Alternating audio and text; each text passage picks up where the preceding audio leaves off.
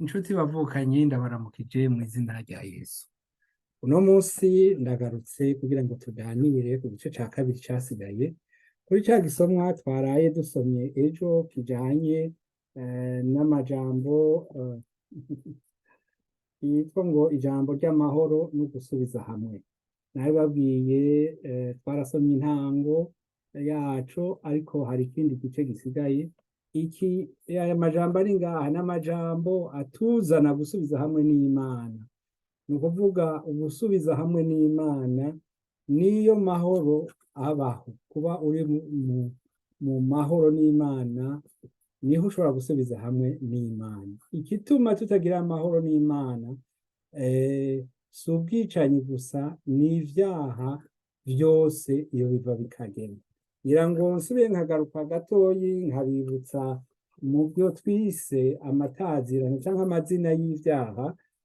Twarayavuze ejo atari make, ariko reka n'ubu tuyasubiremwo namwe musubire muyumve. Ni abashakanyi, abasambanyi, abasenga ibigirwamana, abagabo baryamana n'abandi bagabo canke n'abandi abagore baryamana n'abandi bagore, ibisuma, imborerwa, abatukana, abasahuzi canke abanyazi, ibijora, abatizera, abakora ibizira, abarozi, abicanyi hamwe n'abanyenzigo. Iyi ni nk'imfunyapfunyo, ariko murazi neza ko ivyaha ni vyinshi.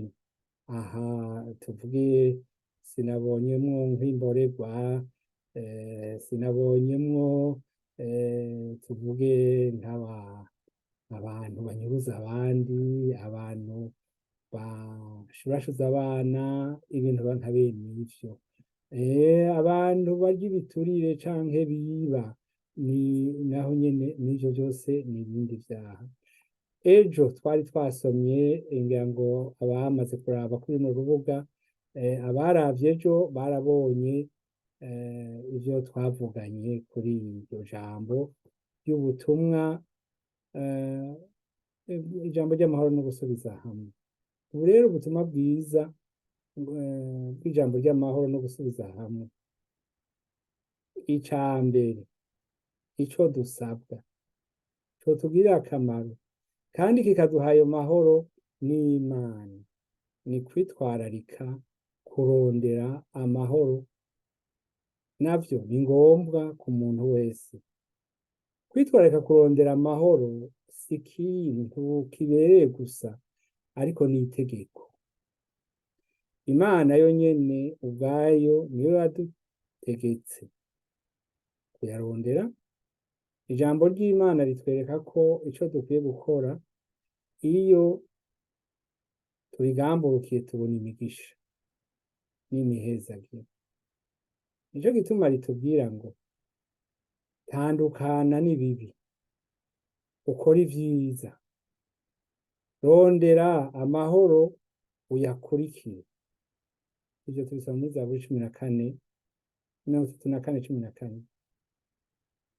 Ariko n'ahandi mu bindi bice turasoma ibice bibiri, hamwe muri Zakariya ahandi muri Baroma, ngo nuko rero mukunde ukuri n'amahoro.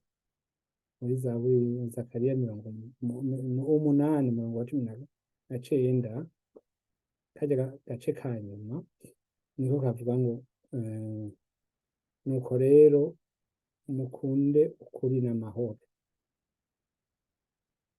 Murabizi kenshi amahoro atosekazwa n'ibinyoma, no kubura, n'ubukene bw'ukuri.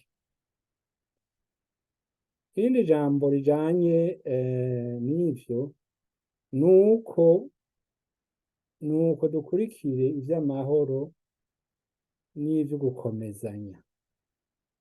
Ibi ni Pawulo yavyandikiye Abaroma muri 14:19. Mwari muzi ko amahoro ari ubutunzi bwama hafi yacu. Imana mu kuturungikira Yesu Kristo,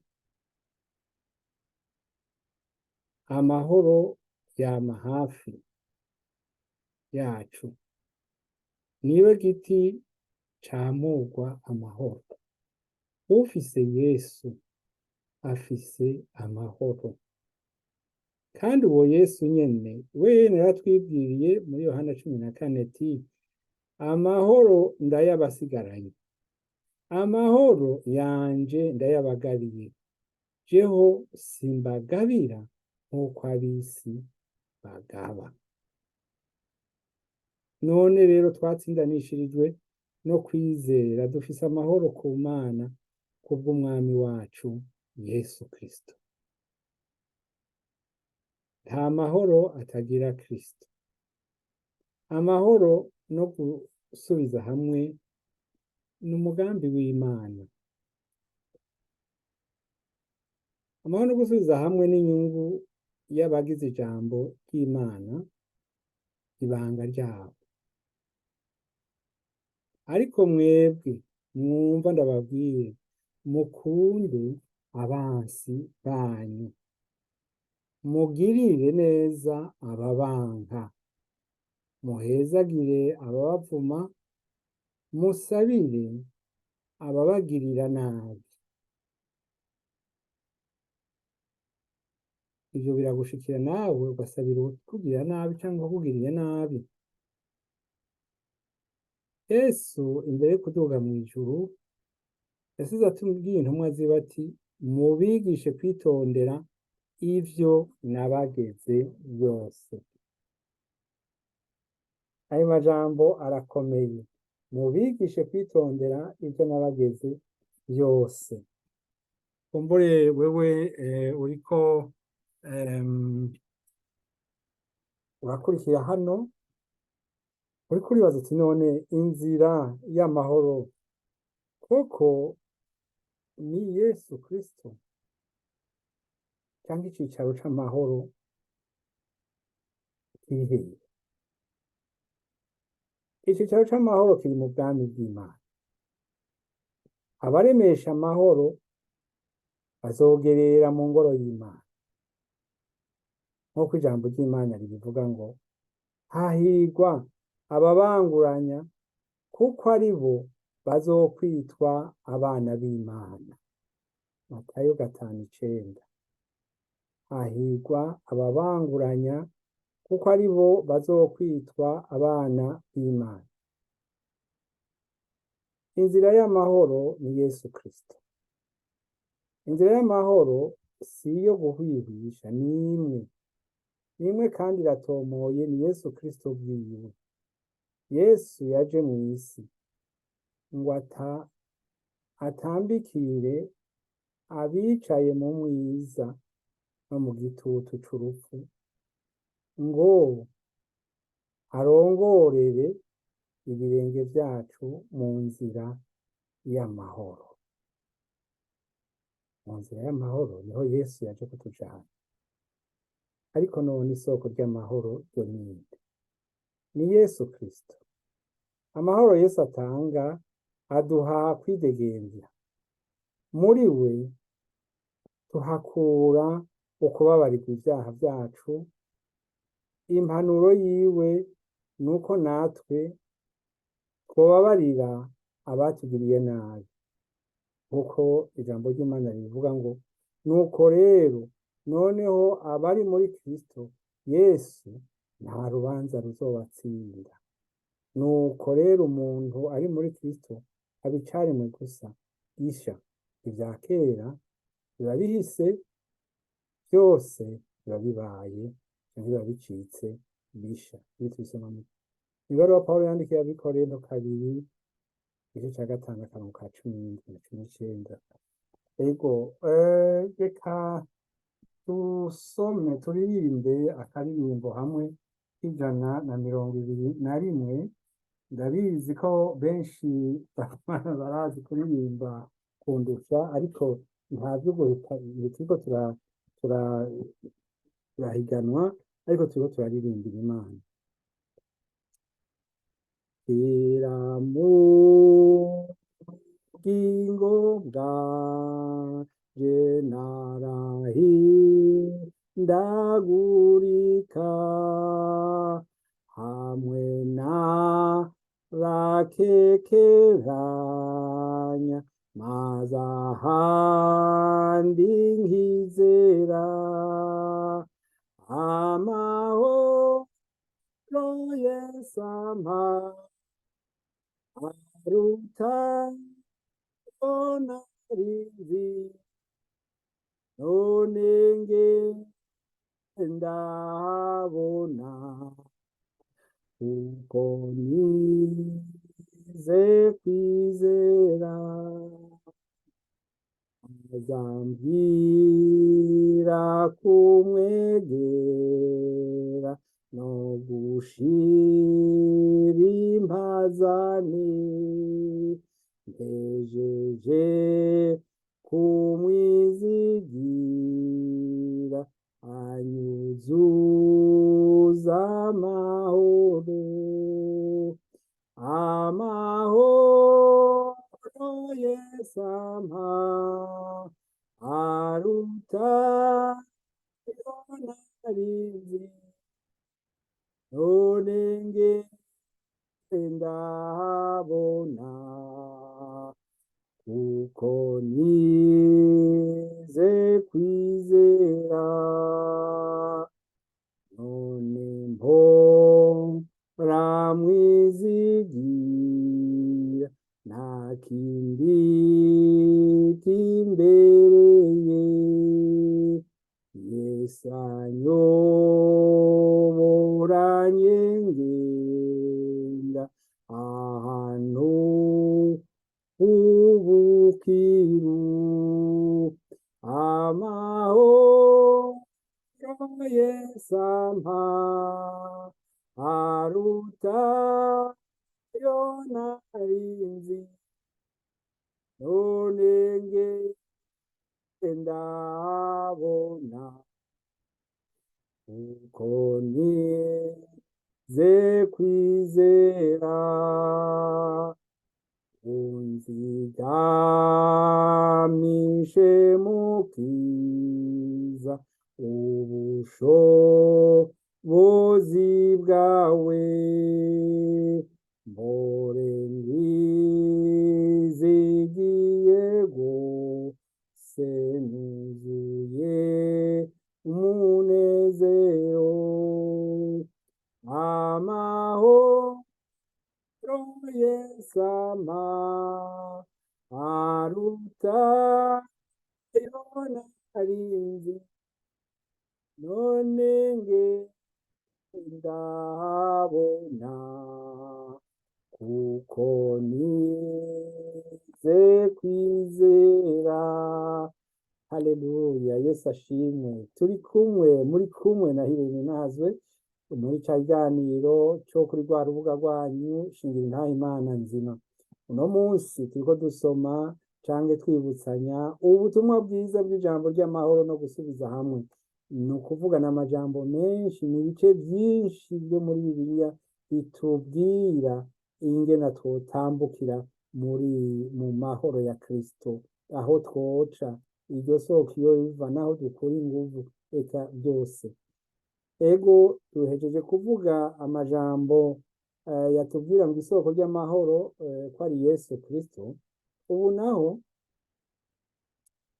intango y'amahoro no kuvavanura n'akabi ego kuvavanura cyo kimwe no kwiyamiriza icaha atagushisha hirya no hino nakaranga muntu k'abantu bose barondera amahoro ku Mana semerera cane woye kwigarura rangura ijwi ryawe nk'inzamba ubarira abantu banje ibicumuro vyabo inzu ya Yakobo ivyaha vyabo ayo majambo ari muri Yesaya 58 hariho n'ahandi dusoma ngo mbega mugira ngo mpimbagwa nuko umunyavyaha apfa ikimpimbara si uko yohindukira akava mu ngeso ziwe akabaho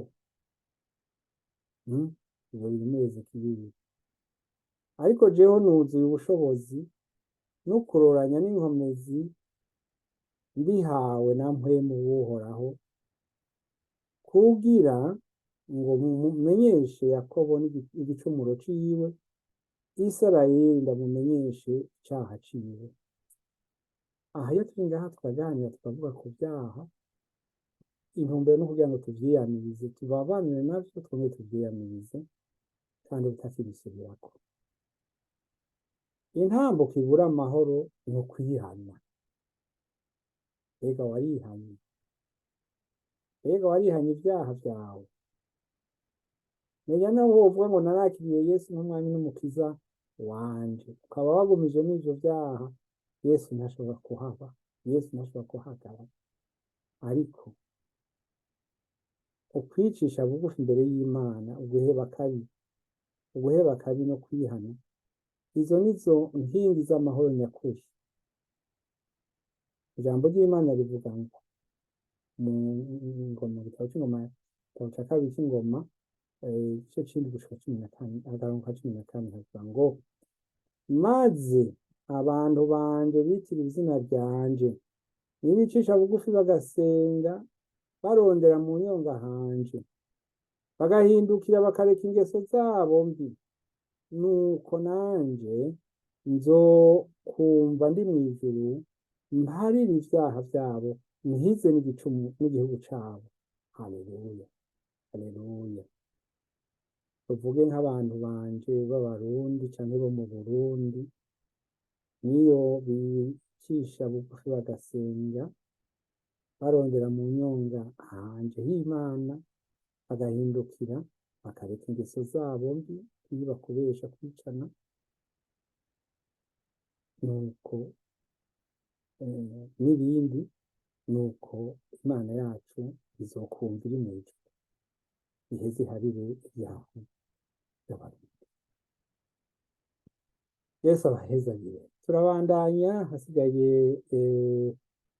amajambo, utubazo tubiri abantu bakunze kwibaza ngo Imana niyo, mbega Imana niyo irangiza, ninde arangiza intambara? Imana niyo irangiza intambara gushika ku mpera z'isi. Ingingo yo guhagarika imishamirano hamwe no kuvunagurwa kw'ibigwanisho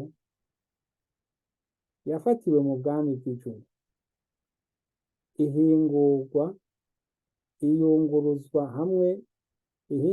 Iyunguruzwa hamwe n'icuruzwa ry'ibigwanisho bizosenywa n'amasengesho y'urutavanako.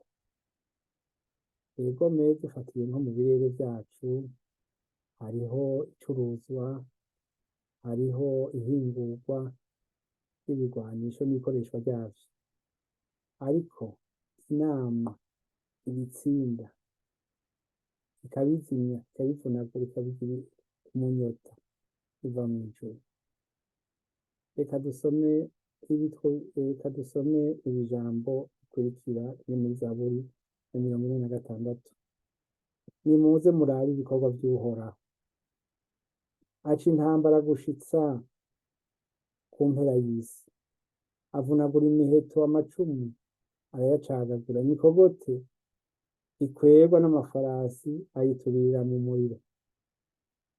Zaburi ya 46 kuva ku murongo w'9 gushika kuri 10. Ariko kandi Yesu aratubwira ati, kandi ico muzosaba cose mw'izina ryanje nzogikora kugira ngo se ashimagizwe muri mwana. Iryo twarabisomye ejo bundi, iri muri Yohana 14:13. Kandi mumenya ibi navyo, nta wundi agakiza kabonerwako atari Yesu Kristo.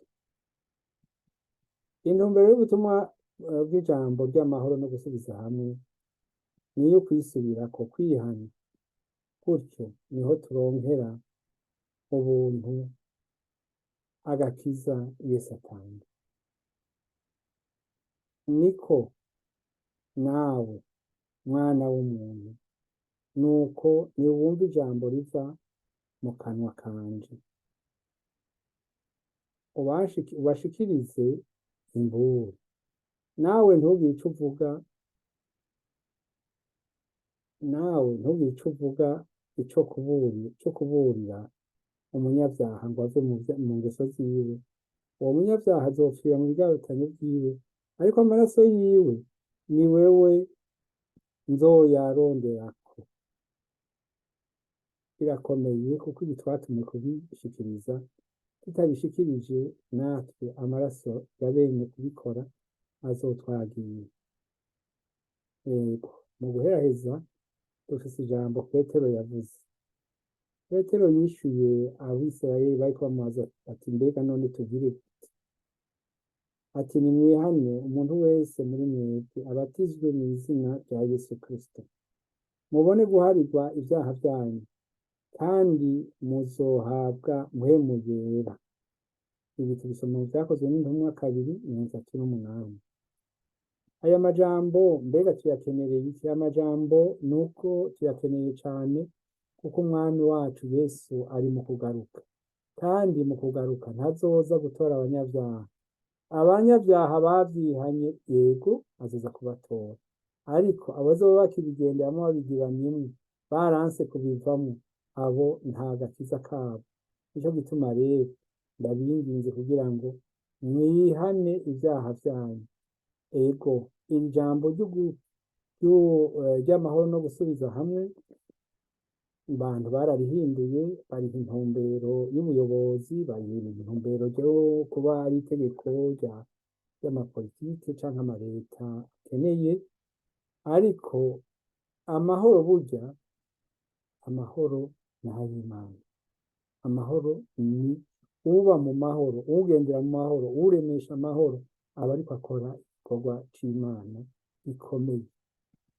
Nico gituma ugendera mu mahoro akabona amaraso aseswa, akabona abapanga imigambi yo gusesa amaraso canke n'abayasesa, ntihagire ico avuga, uwo nta mahoro aba ariko ararondera, kandi nawe nta juru azobona. Bene data, ndanezerewe no gushobora kuganira nawe kuri aya majambo navuze. Ndibaza yuko abashaka mushobora kuronka izi zandiko ku rubuga rwacu rwa ijambo ry'amahoro no gusubiza hamwe, kandi hariho n'igice canke iki gisomwa nyene canditswe mu ndimi zibiri, mu Kirundi no mu Gifaransa. Yesu abahezagire. Mwari kumwe na Hirene Nahazwe. Turashima Imana rero ko iduhaye kano kanya ko kubana muri uyu mwanya. Mana yo mw'ijuru, turagushimiye kuri uyu mwanya mwiza uduhaye kugira ngo dushobore kuganira kuri ubu butumwa bwiza waduhaye. Turasabiye Mana umwe wese maze kumviriza ngaha ngo bimubere akaryo abone amahoro ya Kristo. Amahoro ya Kristo yatuzaniye, amahoro ya Kristo atanga, kandi ayatange hafi yiwe na kure uko bishoboka kose. Ni mw'izina ry'umwami wacu Yesu Kristo dusavye twizeye ko twabwiye ngo ico tuzosaba cose tugasaba mu kwizera, mw'izina rya Yesu tuzogihabwa, natwe turavyizeye. Amen. Mwene data, ukaba wicaye utarakira Yesu nk'umwami n'umukiza wawe, harageze yuko ubibwira umukozi w'Imana, canke ukaturondera ngaha ku rubuga kugira ngo duhature isengesho hamwe nawe ube wakira agakiza.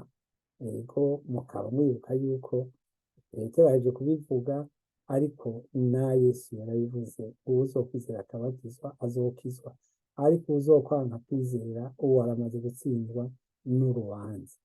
Yesu aguhezagire, ugire umunsi mwiza. Mwari kumwe na Hirene Nahazwe. Bityo bane.